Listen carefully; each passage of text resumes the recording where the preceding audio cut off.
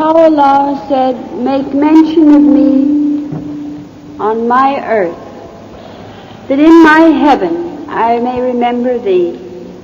Thus shall mine eyes and thine be solaced."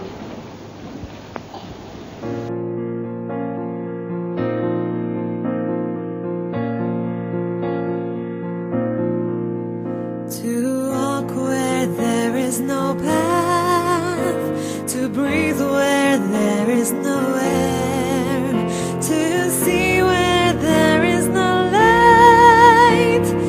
This is faith. To cry out in the silence of the night, and hearing no echo, believe and believe again and again. This is faith. To hold pebbles and see jewels, to raise sticks and see forests, to smile with weeping eyes. This is faith.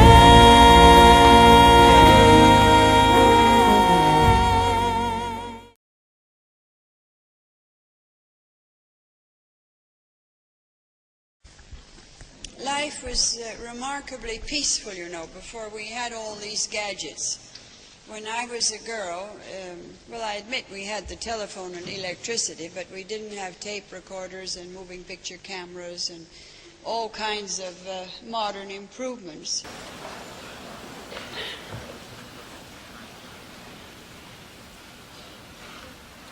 Friends,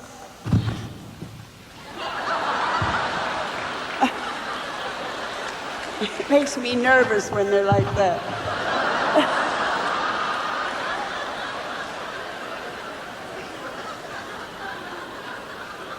It's very hard, I'm sure, for all of us to take in so much emotional feeling. I know I feel like a sponge that has sucked up and sucked up and sucked up and doesn't know what to do with what it's got,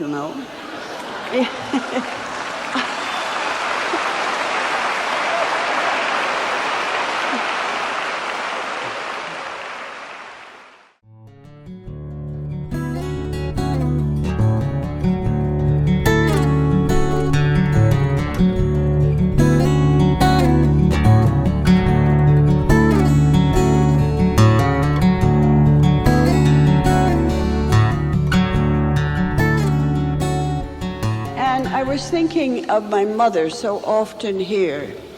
She was one, as you know, of the disciples of Amatu'l-Bahá. And she was a very wonderful person, and from the time she was about 20, she was almost all her life an invalid, and very frail and suffered a great deal. But she was also a very dynamic servant of the faith. Whenever I came to New York with Mother, which we did very often because Montreal was very cold and she suffered from the cold, so we came down sometimes for a month or two in the worst of the Canadian winter to New York and at other times. And my mother would take a taxi and she would go to 87th Street here in New York on the river on that side near the Hudson. And she would get out and stand in front of the house of Mrs. Champney. I don't know who it belongs to now or whether it even looks the way it used to. And she would stand there silently and pray, because this was the place that Amatu'l-Bahá had been in New York.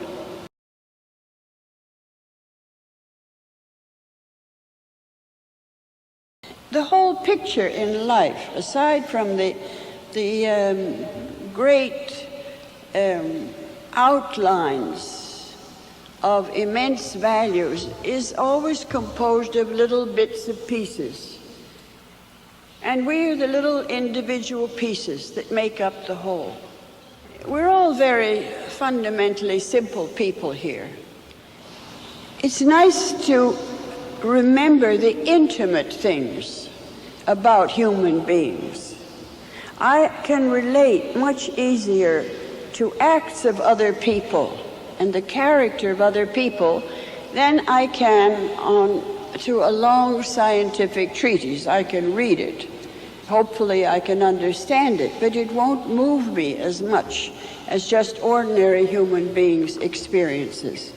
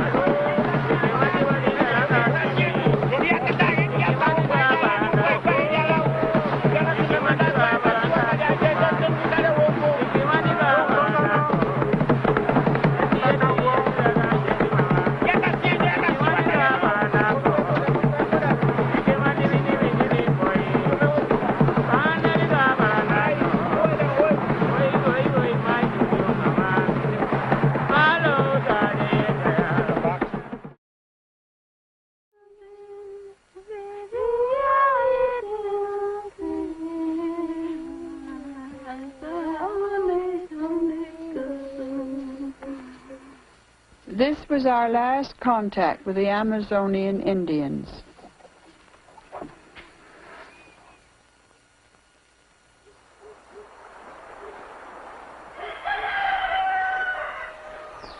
We were leaving the wonderful world of the jungles to fly to Lima, the capital of Peru. In the home of Mr. Hamsi, we discussed our recent experiences. I've always been very romantic about this part of the world, and I thought the primitive people were going to go and teach the untouched primitive people living in their original culture. And now I don't feel that way about it. If the Baha'is ever get to the primitive people, God bless them. It'd be a wonderful service. But in the meantime, get to the people that are no longer primitive.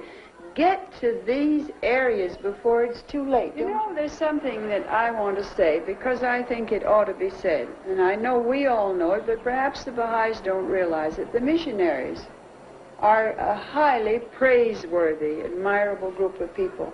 Just because we talk about the missionaries doesn't mean that they're not wonderful people. They have a dedication that we Baha'is could learn from. They have a systematized, intelligent way of going at their teachings that we should learn. The only trouble with the missionaries is that they're teaching something that is antedated. Instead of teaching the religion of God for today, they're teaching something 2 dispensations back. But they're wonderful. Well, I don't know. I know that the sky is the limit, and the Baha'is have to realize it, and they have to have more imagination. There's no lack of goodwill on the part of the Baha'is, but what they need is the imagination to see that it could apply to me, not to you, but I can go, you see. When they understand this, then I think that we'll have a tremendous influx into these areas. Well, if I had the opportunity, if I were younger, believe me, I wouldn't hesitate to pioneer to places like this. People have to behave as if there was a crisis, and this is a crisis in world history. And this is why the Guardian and now the House of Justice is constantly appealing to the Baha'is to fulfill Abdu'l-Bahā's divine plan, because there isn't any more time to lose. And I think that this is what I hope this film will do, really. This is the whole purpose of the film, is that if the Baha'is who look at this film can feel that they came with us, that they saw these people, that they saw the difficulties, that they saw the possibilities, that they saw the beauty of it all. And in their hearts will arise the desire to go out and teach in such an environment, such people, the cause of God, well then the film will have fulfilled its objective, because that's the whole purpose of it.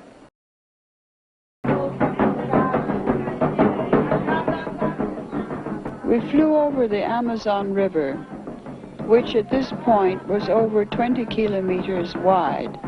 The whole area was flooded because the rainy season had begun. It was a great revelation to all of us to discover that Manaus, in the heart of the Amazon basin, was such a modern city, with shipping in its ports from all parts of the world. It has every convenience of civilization, including one of the most beautiful opera houses in Latin America.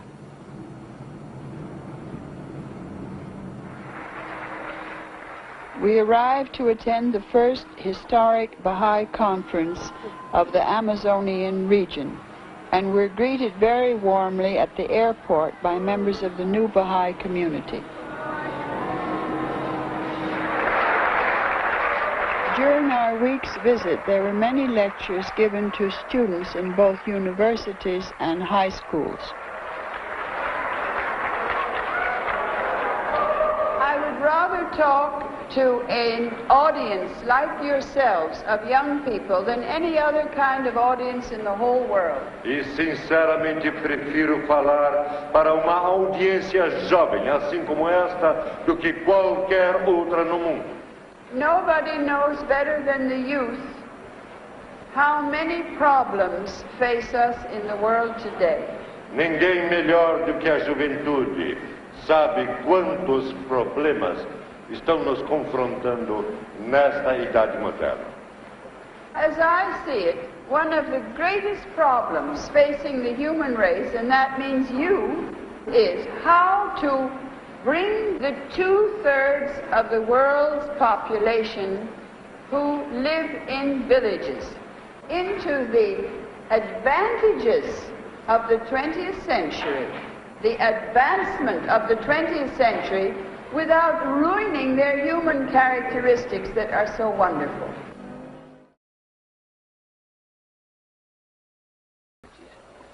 Me?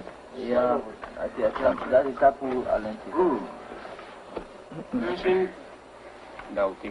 These bush Negro Baha'is were amongst the finest I have met anywhere in the world, and we parted from each other with real regret.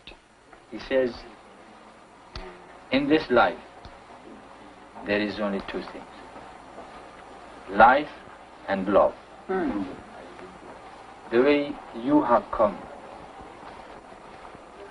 and the way the rest of us have come to them.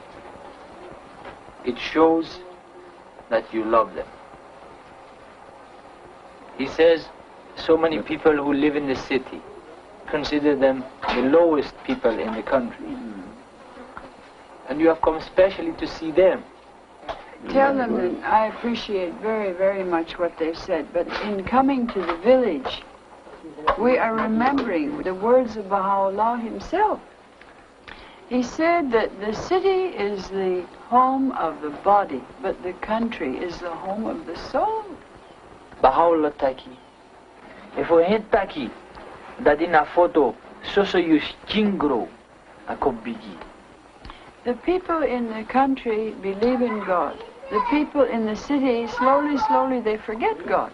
Ataki den se me dilibi na kondre, de bribi na gado bunsan. Really? Now, if Baha'u'llah says this, nobody can say better than this, you see.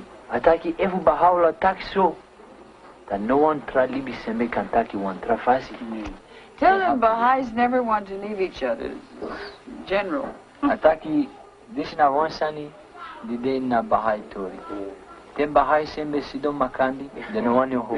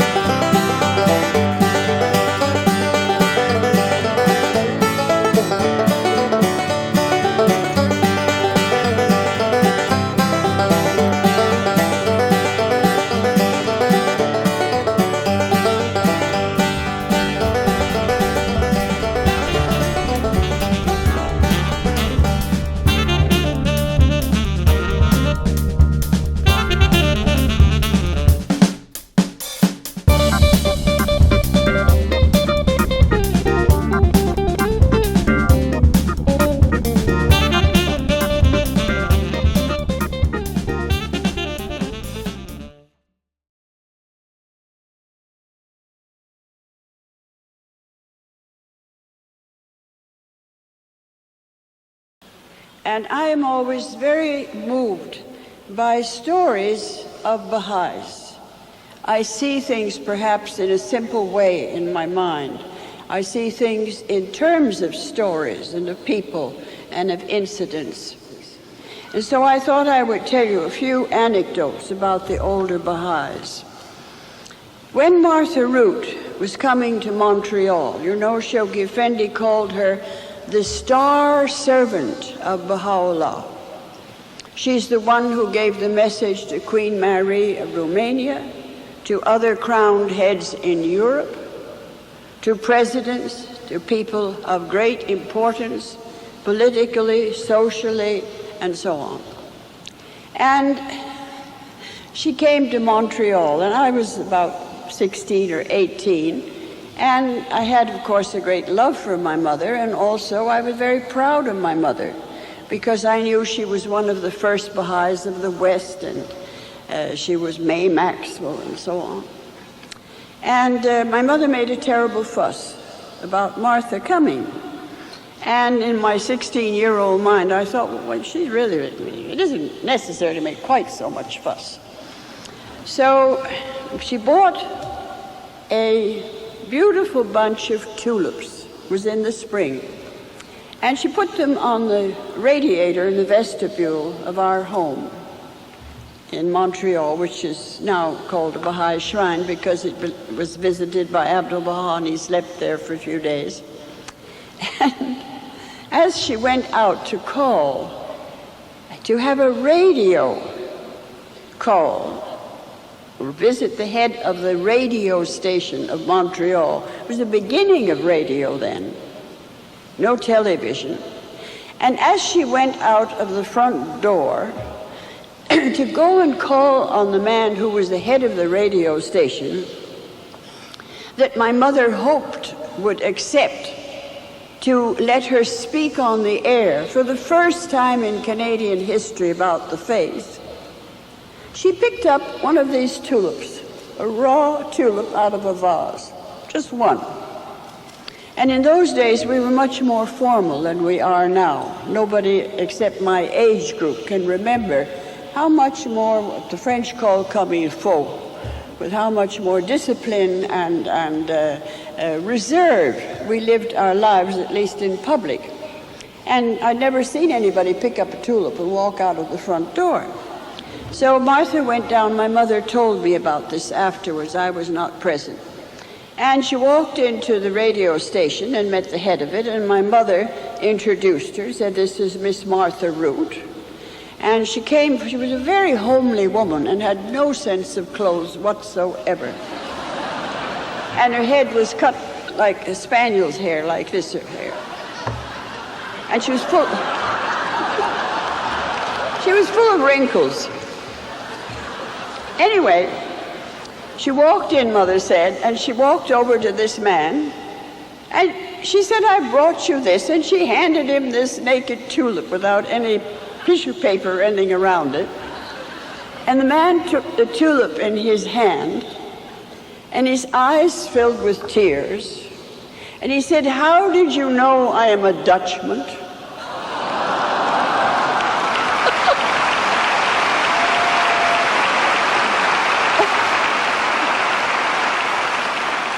And that this is my national flower of Holland. And it was finished. She could have the air. She could talk about the Bahá'í Faith. The whole door opened in Canada to the first radio broadcast mentioning the faith openly, as far as I remember, the very first in any case of any nature, just because of this intuition of Martha and this one tulip to the head of the station.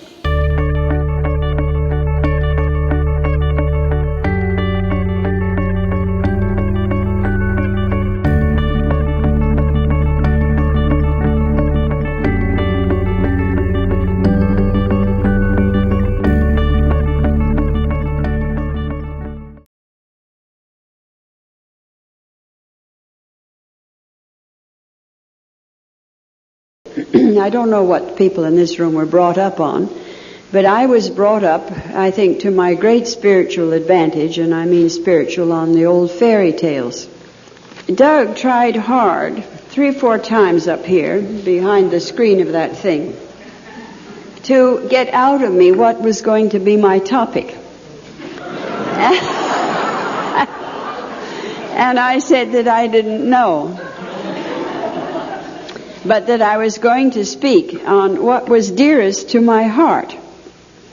And of course then that made him all the more curious. He wanted to know what was dearest to my heart. And that is what I want to really talk about. And then later on, if I'm still alive and up here, we can have some questions.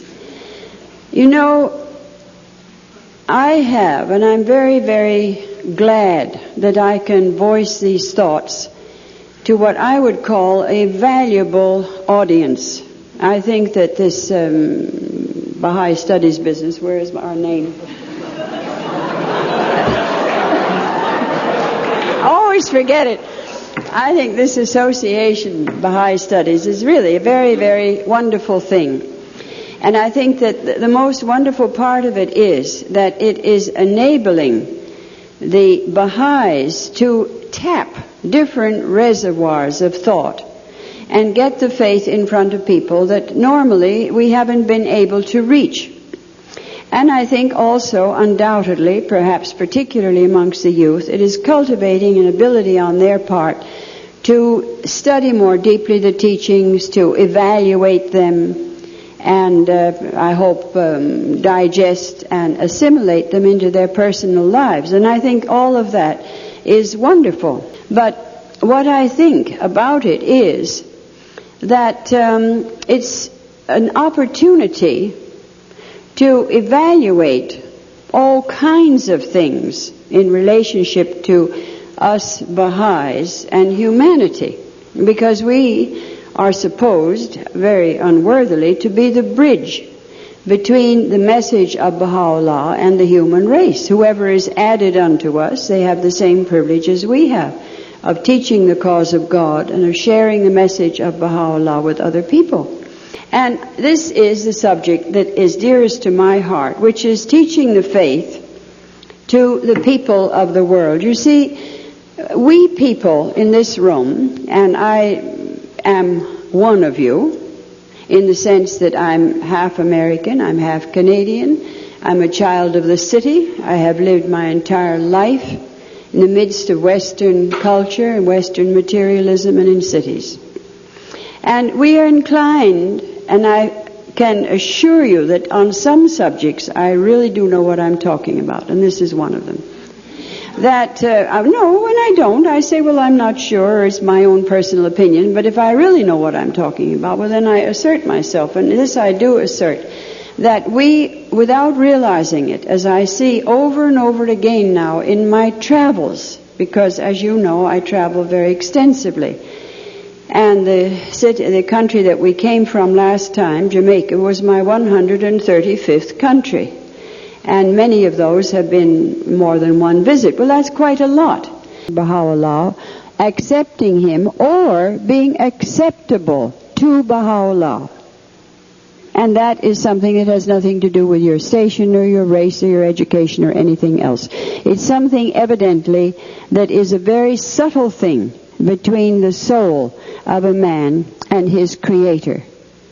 So, how can anybody presume in any station of life to say who God pleased to guide to his faith? In other words, who is to do the judging of another person and say whether they are a Baha'i or not? Who is to sit and say, this man, what does he know about the Baha'i faith? He can't possibly be a Baha'i with that much knowledge. Look at how much I know about it, you see.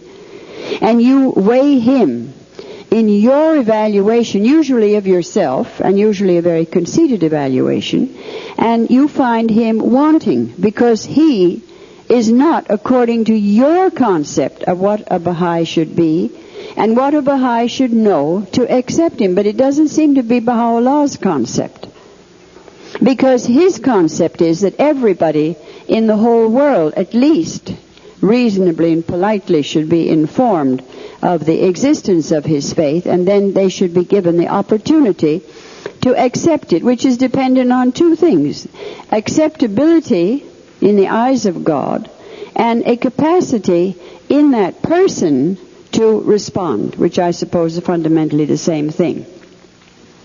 He says, our mission is to seize and possess the hearts of men. Upon them the eyes of Baha are fixed. It's very extraordinary. He doesn't say a thing about the heads of men. He says, our mission is to seize the hearts of men. Upon them the eyes of Baha are fixed. Well, that includes the whole human race. There you get into just quite a different category, because everybody has this heart faculty. Of course, we also all have an intellectual faculty too. But evidently, it's not the heads of mankind that he wishes to conquer. It's the hearts of mankind that he wishes to conquer. Having conquered the hearts, all right, then of course he wants to educate the heads. But it's a secondary thing. You see, the primary thing is to conquer the heart of the individual. Now that is something that has nothing whatsoever to do with education.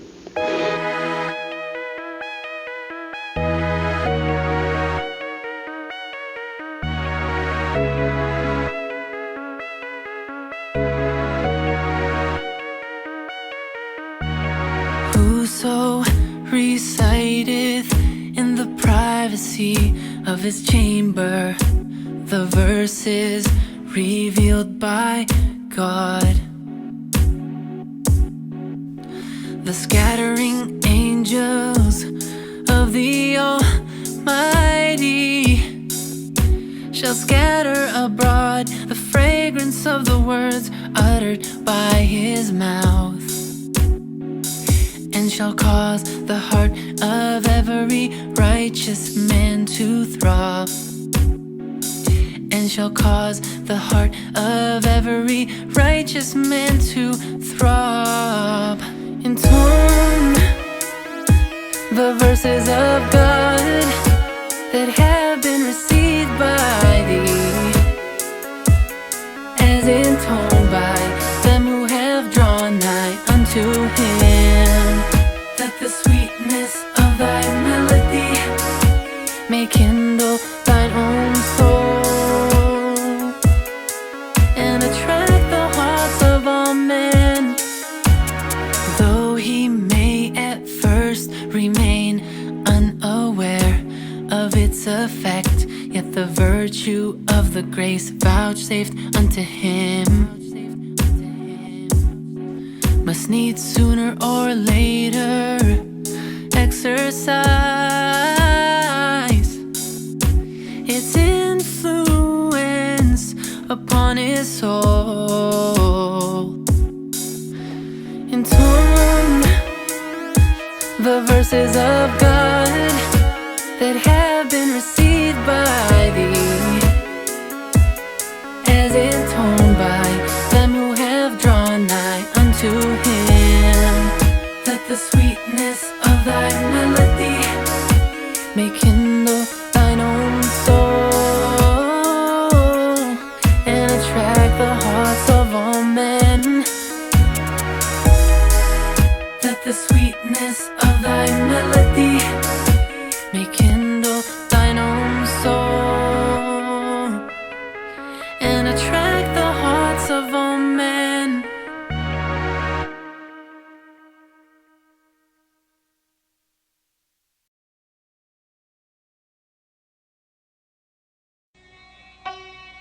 In 1868, Baha'u'llah, the founder of the Bahá'í Faith, arrived at Akka in Palestine on the shores of the Mediterranean Sea.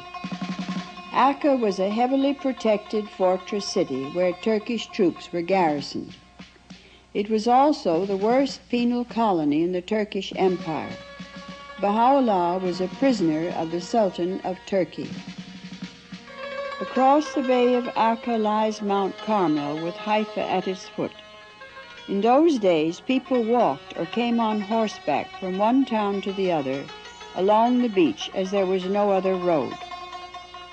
In the port of Haifa, Baha'u'llah, his family, and some of his followers about 70 men, women, and children disembarked from a steamer which had brought them from Turkey and were then taken across the bay in a sailing boat to Akka. Already Baha'u'llah had suffered 16 years of imprisonment and exile, first in Persia, his native land, then in Iraq and Turkey. For the remaining 24 years of his life, he would be the prisoner of Akka. His sole crime was the extremely liberal, tolerant, and progressive message he taught. For this he was tortured, put in chains, condemned to death, imprisoned and exiled at the instigation of a fanatical Muslim clergy whose vengeance pursued him for 40 years. In the terrible heat of August, Baha'u'llah disembarked at this sea gate and entered what he described as the most desolate city in the world, with a detestable climate and foul water.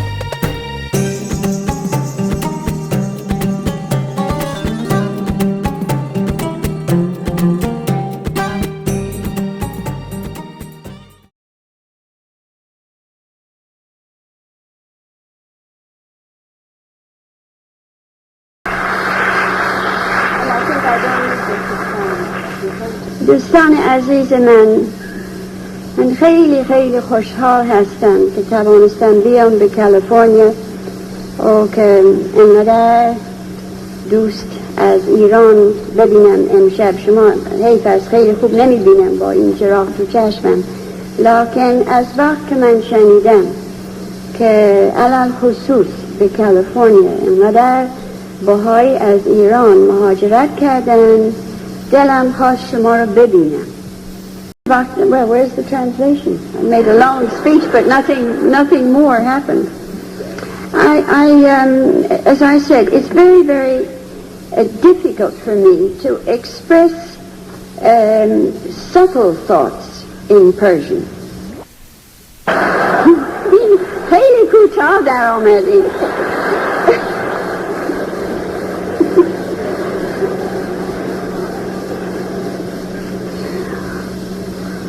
I have been thinking a great deal, perhaps because I am growing older, about our next step in life when we leave this world. Hatchet و سن اضافه میشه بیشتر فکر قدم‌های بعدی هستم که مرحله بعدی بعد از این زندگانی ما به کجا می‌رویم. I think that the Baha'is, and I have been saying this in all kinds of meetings lately, the last few years, in all kinds of places, I think that although we Baha'is believe in immortality very firmly, we don't pay enough attention to the subject. هرچند همه ما احباب معتقد به بقای روح هستیم ولی کمتر درباره این موضوع فکر میکنیم. Can you hear us? Is it being received everywhere? خوب میشنوید؟ All right, that's the main point, is to be heard if you're talking. Ever since you left Iran, and I'm going to say it tonight, and I hope you will accept it in the spirit in which it is given. مطلبی که از وقتی که از اقدس حرکت کردم همیشه در دل داشتم که با احبای عزیز ایرانی به میان بگذارم و امشب میخوام بگویم و امیدوارم که در با همون روحی که من میگم شما قبول بفرمایید. Ever since I heard the Persians had come to this continent. از وقتی که شنیدم که تعداد احبای ایرانی به این تعداد به این قاره تشریف آوردن. You know, Baha'u'llah says, seize your opportunity, for it comes but once. حضرت بهاءالله می‌فرمایند که فرصت رو محکم بگیرید چون فقط یک بار به دست میاد. You Persian Baha'is have had a tremendous upheaval in your personal lives because you have had to leave your country and in many cases most of your possessions and your worldly goods and money behind you. شما احبای ایرانی با یک دگرگونگی و انقلابی در زندگی روبرو شدید و اغلب شما مجبور شدید که زندگانی و اموال دنیایی خودتون رو در ایران ترک بکنید. Every change that we have in life of any kind, birth, marriage, the coming of the first children, death, a change in where we live, in occupation, every change in life brings with it great opportunities. I remember a story that I am witness to, very similar to this, in my own life with the beloved guardian. من خودم با حضرت ولی امرالله شاهد یک همچه داستان مشابهی بودم. He was a knight of Baha'u'llah for one of the islands surrounding England, and he was what we call a little pinch-breasted cockney. این دیگه نمیشه ترجمه کرد. من میتونم ترجمهش بکنم.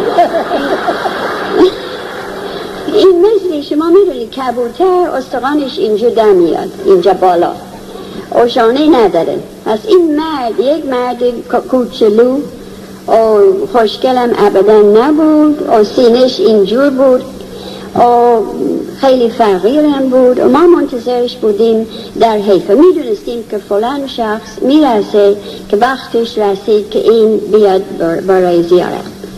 بعد یک شب زن مسافرخانه در حیفه، مسافرخانه فرنگی آمد و مستر آیادی امرالله رفت در باز کرد. خودش بعد تعریف کرد به ما، گفت من دیدم یک مرد کوچولو مثل گنجشک خشک ایستاده اونجا با یکی از این جرزه نمیدونم که میاد تا گردن مثل پاپای د سیلر، همچی چیز تا اینجا او زشت او گمان کردم که این گداست. میخواستم بگم که یعنی چی میخواد. بعد دید که این مرد گفت من فلان و فلان هستم. فهمید که این همون نیت بهاءالله که حضرت شوقی افندی منتظر بودن. بعد یادم هست یک دفعه فرمودن گاردین دستش اینجا بود جلوی دماغ ولی امرالله. گاردین تو اینطور نفرمودی؟ تو اینطور نگفتی؟ حضرت شوقی افندی هم دست گذاشتن روی میز و خندیدن و خوشحال شدن و با این صحبت کردن و اینقدر عنایت کردن، اینقدر این مرد دوست داشتن. ما گاهی آش برای شب داشتیم. بعد من که پهلوی ولی امرالله نشستم و این بالا نشسته بود، آش آورد و این قاشق مثل که با این دست میخورد، خوب یادم هست، قاشق آش تو بشقاب گذاشتن و می آورد، هی نگاه کرد ولی امرالله این قاشق آش به گوشش رسید. من اینجور بودم گفتم تو خدا الان میریزه این آش داغ تو گوشش. یک کمی به نظرش آمد که اینجا یعنی دهنم این طرف است و دیگه خورد، از خطر گذشت. و هر شب که ولی امرالله تشریف بردن به منزل به من میفرماند چقدر مرد خوبی سی، چقدر من این خوشم میاد از این مرد، چقدر مرد خوب است. حالا البته ولی امرالله همه بهایی دوست داشتن، مهربان به هر کسی بود، لکن اون خصوص خیلی خیلی خیلی این مرد دوست داشتن. مقصد من این است که فقط این که هستیم و این که کردیم برای امن میتونیم ببریم به اون عالم و تقدیم بکنیم و هیچی دیگه نداریم ببریم. همه چیز میریزه، همه چیز میمونه اینجا خالی. لخت، من همیشه به افریقایی گفتم ما لخت میاییم تو دنیا، تنها و لخت میاییم تو دنیا و تنها و لخت میریم از دنیا. پس خیلی مهمتر از اون وقت میریم از دنیا از وقت میاییم تو دنیا، چون که امتحان و تجربه و یاد گرفتن و حالا دیگه I get excited I can't talk Persian. Come back. I really can't. I get excited I can't talk Persian. You know, when the beloved guardian passed away in the middle of his world crusade, if the Persians had not loved him so much, if they hadn't been Persians, they would not have arisen and gone out of Persia in the hundreds and helped as a major factor in winning his crusade. وقتی که حضرت ولی عزیز امرالله در سالهای میانه جهاد کبیر اکبر صعود فرمودند، اگر به خاطر قیام صدها نفر احبای عزیز ایران نبود اون همه فتوحات میسر نمیشد. Now I think the same thing has happened again. You all knew that something terrible was going to happen to Persia because you're Baha'is. You knew it from the predictions of the Bab, Baha'u'llah, Abdu'l-Bahá, Shoghi Effendi. So don't be so surprised that it happened at last. حال ما با یک سانحه‌ای روبرو هستیم و البته شما احبای عزیز برای شما هیچ تازگی نداره، برای اینکه از قلم حضرت اعلی جمال مبارک، حضرت عبدالبها و حضرت ولی امرالله ما انذار شده بودیم و انتظار این اتفاقات رو در ایران داشتیم. This, as I said, can be a turning point in your lives and in the life of the spread of our beloved religion. بنابراین این اتفاقات میتواند یک نقطه عطفی باشد در زندگی خود شما و در تاریخ امر.